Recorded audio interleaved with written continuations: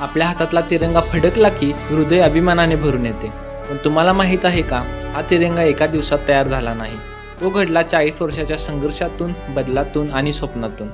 चला पाहूया आपल्या राष्ट्रीय ध्वजाचा प्रवास. 7 ऑगस्ट 1906 कलकत्त्यातील पारसी बागन चौकामध्ये पहिला अनधिकृत राष्ट्रीय ध्वज फडकवला.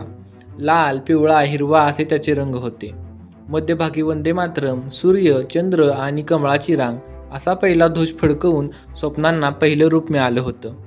22 ऑगस्ट 1907 जर्मनीमध्ये मॅडम कामा यांनी हिरवा, भगवा, लाल रंगाचा ध्वज फडकवला. हा होता परदेशात फडकवलेला पहिला भारतीय ध्वज. 1917 स्वराज्याची लाट उसळते आणि लोकमान्य टिळकांचा होम रूल लीग ध्वज तयार होतो.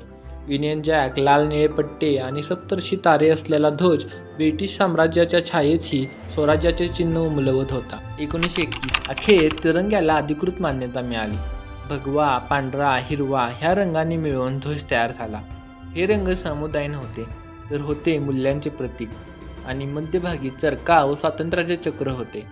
22 जुलै 1947 मध्यभागी चरख्याऐवजी अशोक चक्र आले. हे दर्शवत होते न्याय, धर्म आणि प्रगतीचे प्रतीक. आणि अशा प्रकारे जन्माला आला आपला तिरंगा.